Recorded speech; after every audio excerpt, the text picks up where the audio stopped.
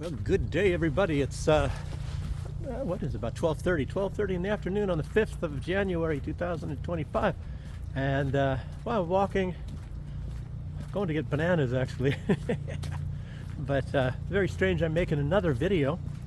Normally I didn't make so many, but I had a lot of time off now because of I don't know, it's not that we had scheduled no school, but we had to actually sign something. It's I think it's I don't know, the teacher actually arranged that. I think maybe he had some plans or something. He was thinking everybody else wanted to have some extra days off. So besides the regular holidays that we get for New Year's, here we had an extra like 2 to 3 days off.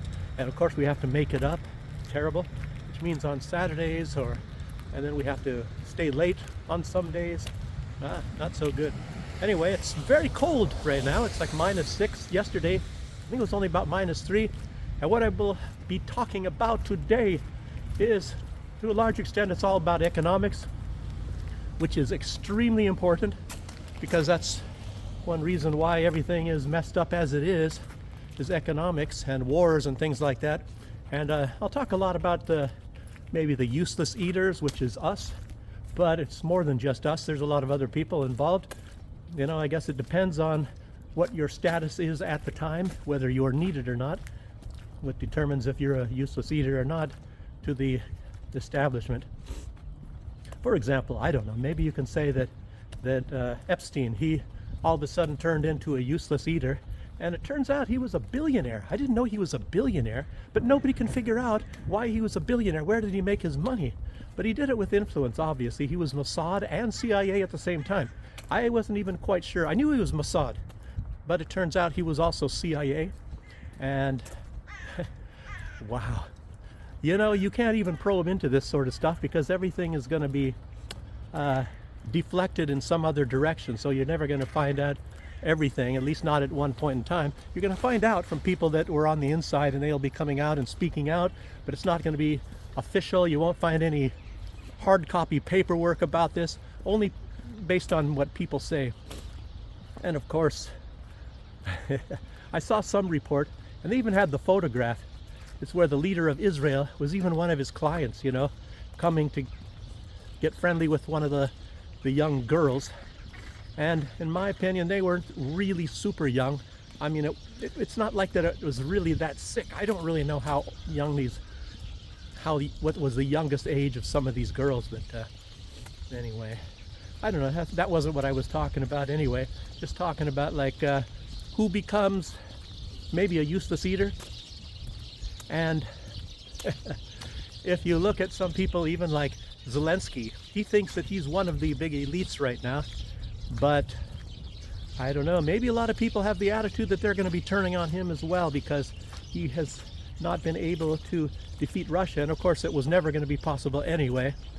And I think they just sort of played their hands wrong. And they were thinking that either Russia was going to play dead and say, well, it's not really worth it, and we're just going to back off and let these super rich Western elites go ahead and take Ukraine like we let them take all the other countries.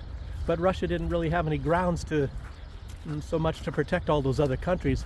And as you know, how this all works is the people in the West, they set up what you would call preconditions for them being able to overthrow the company. First, you know, a lot of people are maybe either trained or chosen and trained and put into certain positions whereby they can move their way into power. And of course, it takes years in the making. And of course, they even admit that. Blinken even just came out the other day and said that the takeover, well, they already had Ukraine. They had Ukraine longer before that, but as far as the war starting, they were already prepping for the war many, many years in advance. He came right out and said that. He just said that, I think, yesterday. So you might be able to find that. So they knew it was going to be a war, and they were planning for the war, and they were pumping Ukraine full of weapons and training them already all that time. But of course, they made a little bit of miscalculations, and the war planners for Ukraine, not quite as good as those for Russia. And I think they didn't have enough air power, of course. And I think that would have been very key. And I I don't know, I shouldn't talk about that. I don't want to, it's not that I would be in trouble by anybody necessarily, but I know something about that anyway. So, you know, about this. Anyway, forget about it. Forget it. Shouldn't even have got onto that lead. But as far as air power and all that is concerned, and it's Russia was more prepared. I'll just leave it at that. So let's get into the economics. Like I was going to be talking about originally, I saw an article written, well, at least I don't know if it was written by Paul Craig Roberts, but it was about maybe what Paul Craig Roberts had to say. And if you don't know who Paul Craig Roberts is, he was, they call him also the father of Reaganomics. So he's the guy that also is attributed to collapsing the Soviet Union with economics. And he did it with supply side economics. And you know, there's economics, you can look at it as being on a line, a straight line, and one side, the far side of it is, you know, you go in one direction to supply side, and you go the other direction is to demand side. And then demand side is more a little bit closer to things like socialism. And supply side is like deregulation, lower taxes, things like that. A lot more like Trump is actually going for. And like I said, characteristically, high taxation is, and a lot of red tape and paperwork is really associated with demand side and socialism. And if you look at, say, for example, Germany, they have high taxes and they have a lot of paperwork, but it's not socialism. I guess that system is called a socialist services economy. And and you look at the United States and what Donald Trump was talking about, it's turned out that turned into maybe a demand side economy over the years. That includes not just from the Democrats, but also the Republicans were even putting it in that direction. So there's some guy staring at me here. I guess I'm really fascinated. So he's turning around so he can continue to watch me. And actually, I am taking a walk. I'm going to be buying bananas, in case you wonder what the heck I'm doing out here in the cold. -6 or 7 or something. Now you can really feel the difference when it's -3 to -6, just 3 degrees. Okay. As far as another thing about economics is, you know, like I said, it all comes to play. Wars are done for economic reasons, as you know. NATO is conducting another new exercise. I don't know if it has started yet, but as far as I know, the old one is still going. I can't even remember what the name of it, and that's in Eastern Europe. But they're planning another one. I guess it's perpetual military exercises. And I think I just forgot the name of this one. But the one I believe in, it's still ongoing, and it's going to be going until the springtime. It goes from Finland even all the way down to the southern parts of Ukraine even. So it's huge, and they have thousands of soldiers there. And as you know, Germany's building a base on the border of Belarus, and well, talk about building another base. The U.S. is building another base in Syria. I'll get around to that one too. But anyway, there's a new exercise, and there's going to be perpetual exercises apparently. I think the reason is so they can have the weaponry already in place for whatever contingency they plan on, you know, going through with. And you know, it's difficult to say. Do they plan on causing a war with Russia? It's obvious, very obvious, that they are not guarding against potential strike from Russia, because they're just fooling everybody. As you all know, Russia has no need to invade Western Europe, and that already belongs to the United States, technically speaking. They're puppet states of the United States. These people, the people in charge, they will sacrifice their entire populations for the United States, who are their paymasters, by the way. So that's another reason that it is economic, because they have a luxury lifestyle, and even though their countries are downhill, I think I saw something as far as they're talking about poverty in the most impoverished countries, at least according to one study in Europe. The most impoverished were like Lithuania and Latvia, and Germany I think was like number 5, which is surprising. So I don't know if that's an accurate poll or something, because what about Moldova? As far as I knew, Moldova, and I don't know, maybe that was from the European Union. Moldova's not in the European Union, but they're more impoverished. Some of those places over there, I don't know, like I said. I don't trust any of these studies anyway, but I know from people that have been there that they say that yes, it's not as good as Belarus, and even the people that are honest that live there and have been to Belarus, they also admit that Belarus is better. It's better economically here than it is in those countries over there. I can even attest to that from what I've seen. So when you cross the border into car coming. When you cross the border into those countries, I've been to both Lithuania and I haven't been to Estonia, but Lithuania or Latvia, you can see the difference, and you can see the difference all around you. And I haven't been to Poland, so I don't know. You hear different stories. Some people say that it's still worse. I remember it was worse. It was definitely worse before. I don't know if it still is. I mean, then there's people that are anti-government here, and they think it's better over there, but I highly doubt that. I highly doubt that, because there's so many people that have gone over there, and I guess it maybe depends on your skills and your profession. So some people are better off over there, some, but I think the majority are not, because I know the difference between working in the West and living in the West and then being over here is, that's I'm in my condition, in my position, by the way.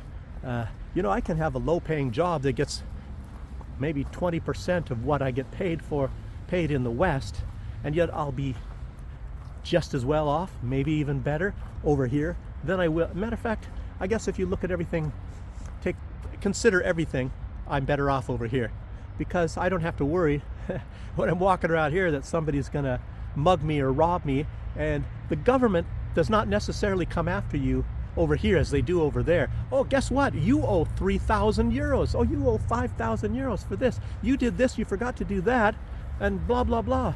Not to mention medical care. You get sick or something, you have to spend a day or two in the hospital, and then you have a bill and you're going to be paying that for, I don't know, for months. And over here, that's not the case. So there's so many different ways I could say why that it is probably better over here. I don't know. I'm not going to get into all of those things. Groceries, food is, more healthy over here. For the most part, it's cheaper, depending, I guess, on what you want to eat. I don't know if you like caviar. Of course, it's cheaper over here probably than it is over there. I don't know. I'm not a caviar eater. Blah. But, okay. Economics. Duke, what are you doing? Okay, I'll tell you what. The United States is closing another big, huge arms deal with Israel. $8 billion. $8 billion. And you'd think that Israel had already bombed and destroyed everybody all around them. Maybe this is for a coming attack on Iran, which I highly doubt that is going to happen. I think there is some sort of an agreement being signed between Russia and Iran, and I think part of that has to do with defense. I think it is a mutual defense clause as well. Russia signed one with North Korea, so that's that's one reason why the U.S. is not too happy, because they're worried if they attack Korea that Russia's going to be involved. And I think now, if this comes about, I don't even know when this is supposed to be signed. I think at least a major part of that, and I don't know if it's a part of defense, and I believe it was the 22nd of January, the agreement should be signed between Russia and Iran. I'm not even positive. And I think there's people in Iran that are very nervous, thinking that Israel and the United States, or if both of them, will stage an attack on Iran. So, the 22nd, that's only 2 days after Trump takes office. And of course, both Biden and Trump, they want to attack Iran. And it has nothing to do with anything better for the United States. It really rarely ever does. It's very strange. A lot of people can't understand this, but a lot of the wars started by the United States in the Middle East are in some form for Israel. But even what does it do for Israel, except just maintains that they're the powerful entity in the Middle East? And does that mean the United States is more powerful? I don't, I'll tell you what, I got to be very, very careful here. I'm going down a hill. I don't want to slip and break my assets. But anyway, what am I getting at here? I don't really know how that really does benefit Israel. Very strange, but of course, going after Syria, that's very obvious, and that was for pipelines. It was for pipelines, and it's been for pipelines from the very beginning. And part of the deal was, I'll tell you what, was their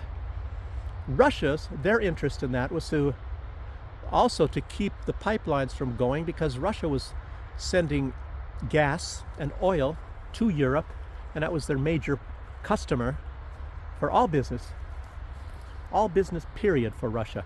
So they were sending gas and oil to Europe, and the United States, of course, there was Dick Cheney, Rupert Murdoch, at that time Jacob Rothschild, but he's already, gone. But anyway, it's part of there was a big consortium of people, and they made a deal with Israel, and they got the mineral rights for the Golan Heights, portions that Israel was occupying, and those that belonged to Syria even. It was also needed, even though it was illegally occupied. So they had to sign the mineral rights over to this conglomeration of people, globalists, and Assad did not let them use the Syrian territory to send pipelines through and into Turkey. And that's one reason why Turkey doesn't know which direction to go. Of course, Erdogan wants to go with who's ever going to win, and it was supposed to be pipelines. And Assad said, well, first you steal part of the country of Syria, and then you want to pump Syria's gas through Syria at your own profits. So I'm not going to go for that. So that's why they attacked him. That's a main reason why they went after Assad. And and now that he's out of the way, Annalena Baerbock, as a matter of fact, she might still be in Syria right now, and she's trying to work out some sort of a deal with HTS, with the new, I don't even want to learn the guy's name. I forgot. I don't know. His leadership might be temporary, and he's not even sure if he's going to be a complete stooge and loyal puppet of Israel and the United States, or if he isn't. So a lot of this stuff is in the air, and Annalena Baerbock was there, and she has admitted it, for energy reasons. So why would Germany, far away from Syria, why would they be in Syria for purposes of energy? And Syria, the United States has total control of the energy of Syria. So why doesn't she just talk to the US? Well, of course, it's the pipeline is the main thing. And Germany, of course, they blew up, or they allowed the United States to blow up the Nord Streams. Even if there's some people now in the government of Germany, believe it or not, talking about maybe they should, since Ukraine, this is all very complicated, Ukraine canceled the transfer of gas through the southern Druzhba pipeline into Europe. So that means that they're going to get less gas. It was Russian gas anyway, even if they didn't want to admit it. So anyway, they're planning pipelines going through Syria now, because now they can do that. And it looks like Annalena Baerbock, maybe she's searching, feeling things out, I guess I should say. Maybe I shouldn't say that based on what she used to do with the World Economic Forum. But anyway, somebody even made a joke about that. Something about, I won't even go into it. You guys can look and you hear all the little, I think it was Jimmy Dore. So anyway, you guys can go watch that kind of stuff yourself. No, or maybe it was, no. It was Emil Kosman. He had made a joke about that. And I think he kind of fitted it in, and he didn't mention that what Baerbock is known for from the World Economic Forum. So, but I don't know, maybe he knows that a lot of people watching his show know about it. So, anyway, say no more. So, anyhow, it's just like Kamala Harris. Everybody knew what Kamala Harris was doing, All you can think, well, you think of, she's not even in the running anymore. So you hear this Just think of this big sucking sound. Oh, I mean, this thing. Anyhow, so let's not talk about this anymore. But she was there for energy reasons, and another reason she was there is for trying to guarantee that they don't start hostilities against the Kurds, you know. And I think part of that is because the oil has to be pumped also through Kurdish areas. I am not even really sure, but the Kurdish, you know, the Kurds are the United States puppets, and the United States, as I was mentioning earlier, they're building a new military base, and it's in the Aleppo region. It looks like it's going to be a big one. So they're going to have, I know of at least two other ones. There's Al Tanf, and I forgot the name of the other one. But anyhow, and while she was there, Annalena Baerbock was trying to convince the leader, well, temporary or whatever, or what everybody thinks is the leader of Syria, to kick the Russians out. And then Maria Zakharova, she responded to that, and she said, well, maybe you should start talking about kicking the Americans out of your country before you go to some other country and tell them to kick the Russians out. You know? And matter of fact, the government of Syria wants the Russians there. You know, the Russians are not there to try to gain more territory of Syria, and it turns out the U.S. is, and so is Turkey and Israel. They didn't even have anything, but yet they are also, except for the Golan Heights, and now they're taking over more territory. So the only ones that have much of anything to do with Syria that are not taking over Syria is Iran and Russia. Oh, but they're the bad guys. The bad guys. The bad guys are the guys that do good things. So that's how you can remember this stuff. You know, if somebody does some bad things, they're the good guys. And if you do, I don't know. Y'all know what I'm talking about. So it's projection. You know, you say that the good guys are the bad guys while you're the bad guy, and say that you're the good guys. Incredible. That's how that all works now. So, oh, somebody was also saying Assad was poisoned, and that his wife wants a divorce, and that's no, the divorce thing, that's definitely fake. You know, and she's got cancer, she's got a hard time, but him being poisoned, it wasn't poisoned to get killed. I don't know, maybe it was food sickness, who knows. But yes, anyhow. Anyway, this military exercise that I was just talking about a few minutes ago, about the NATO exercise, they said it's to counter Russian aggression. You know, and I think part of this is, you know, because you know how modern times are going right now, and all this stuff with technology. You have these drones that are aliens and things like that, and I think they saw some, you know, makes you really wonder. And then they have lights on them, the drones, so that you can see them at nighttime very easily. Yeah, I don't know. Makes you wonder why did they light up their drones? And maybe it's the if you think about it, what about all of these invisible soldiers, these invisible North Korean soldiers, these thousands and thousands of invisible look at the technology that they're even coming up with in North Korea. They have invisible soldiers fighting for the Russians in Donbass. Nobody's ever seen these soldiers, not even the Russians. The Russians haven't even seen these Korean soldiers yet. But Ukraine knows that they're there. They know that they're there. And the America, they got technology too. You know, they know that those invisible soldiers are there because they're talking about it all over in the news. Oh boy, you got to watch out. They really got some technology going there in North Korea. It's not just China, you know. So, got to be really careful. Also, what about Transnistria? You got to keep your eyes on what's going on. Maybe in Transnistria. Moldova is threatening that they're going to use military action against Transnistria. But I'll tell you what, Russia does not have a corridor to get to Transnistria. You know, they're close to Nikolaev, and then Nikolaev is kind of close to Odessa. And there are people in those areas that are pro-Russian, and they have weapons, so that are on the Russian side. I don't know how many, but I can't remember what they call whatever they are anyway. So they're sabotaging some things that are Korean. I mean, invisible Korean.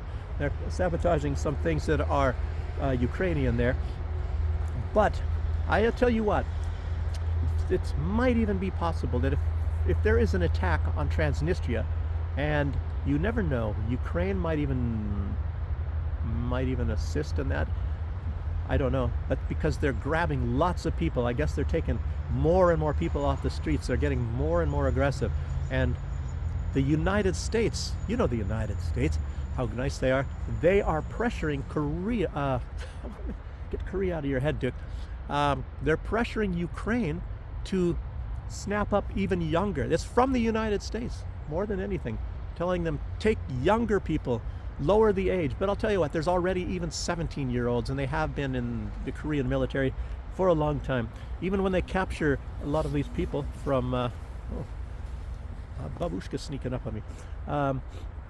When they capture these people from, in these fighting groups, and then there's units that I don't know what they call it, Foreign Legion thing. But guys, people are talking about that they have a lot of soldiers in there from various countries, even Germany, the United States, Colombia, Brazil, even, and that are part of these units, and some even from the Baltic places, and I think he said Polish. Yeah, he did say Polish, but I think there's a lot more Polish. And what was a doctor? He had a doctor. I can't remember what country that was from, but it doesn't matter anyway. So, yeah. Anyway, so that's mostly the things that I was going to talk about. I was going to mention the useless eaters and a lot of the economic reasons. All these things are tied to economics, and I was going to also mention. I didn't write on my notes, but I should have, about Donald Trump. As you know, he wants to prevent any sort of a replacement for the US dollar as the reserve currency. And that was one thing that Paul Craig Roberts was also talking about. He was talking about, in his prediction, and like I said, that he was once he's a very intelligent, he's a doctor, professor of economics, and a doctor of economics, professor of chemistry. But he's of course retired now. And he was the one most credited with setting up economic conditions to collapse the Soviet Union economics. And I guess what I was doing, I was talking about him and I got sidetracked, and I forgot to mention what else I was saying. So he's coming out now and saying that the BRICS countries will not need to make a replacement for the US dollar for the world's reserve currency. And like I said, this guy's very intelligent. He said all that they will need is enough countries to opt out of using the dollar with their international trade amongst each other. And that could even bring down the dollar. And you think about something like, say, China, for example. And if China's going to be dealing with the United States on one side, and it's going to be dealing with other BRICS countries such as India and Russia, and not using the dollar in those transactions, it's going to be, of course, a major blow to the United States. And I'll tell you what, well, even Paul Craig Roberts is saying that the problem is, and maybe one of the reasons why the United States is collapsing, is because they've weaponized the dollar. And a lot of countries are looking at this and they don't like it. They don't like it one bit at all, because the dollar is a weapon. They're using it as a weapon. And Donald Trump, I can tell you what, he's going to be using it as a weapon even more than Biden. And people are going to be forced that they have to take the dollar. And he's even going to probably start doing this somehow against BRICS countries. He's going to be cutting them off from this and that and the other thing. He's going to, and Donald Trump, he loves his tariffs. And a lot of people, they want to send their goods to the United States to be sold, and then get the payment back in dollars. And then dollars can be used about anywhere. But if you're getting, say, rubles or whatever, you can only use them with a few different countries. And maybe not so. I don't know what Russia's going to be doing and what the BRICS countries are going to be doing, but you can bet your bottom dollar, should I say that Donald Trump is going to be getting into some really touchy things here, and he's going to be using tariffs. So in other words, if you have some products and you want to sell them to the United States, which is one of the biggest markets, the Americans, they buy a lot of stuff and throw it away and things, so he's going to be putting tariffs on things unless you do what they order you to do. So be ready for that. So this is going to be some really chancy times in the future. And I'm wondering if Xi and Putin have already been making some sort of a plans for what they're going to do when this sort of things happens, with tariffs and all that. I think what they're going to have to do is they're going to have to choose certain partners, and they're going to have to be dealing with those countries in their currencies at that time, and it's going to maybe even cause a split. It's going to be like an invisible iron curtain economically. So that's one reason why I was going to be talking about economics. This is going to be quite a shocking time in the next year, 18 months, maybe 2 years. You'll see what's going to be happening. So keep your eyes open and keep your dollars in your pockets. Get gold, maybe. I don't know. And then that's another thing. How is cryptocurrencies going to be figuring into this? And a lot of these countries, they want to go into cryptocurrencies as their a reserve currency. Wow, wow, wow, wow, wow. So we're going to see a lot of economics taking play in this next year. And just keep your eyes open and protect yourself economically. And I thank you guys for joining me. And I'm wondering if sometimes if comments are turned off. Sometimes on some videos I get quite a few comments, and some I get none. And I noticed it on some of those last videos, maybe about 3, 4, or 5 videos ago. No comments. Obviously YouTube had shut them off. So you never know what's happening. Anyway, that's about it, and thank you guys for joining me. I'll see you on the next one. I don't know when that's going to be. It might I'm going to be putting up fewer videos as time goes by now, because I'm going to really be busy in school. We got to make up for all this lost time. So, okay, stay safe and protect yourself. Bye bye.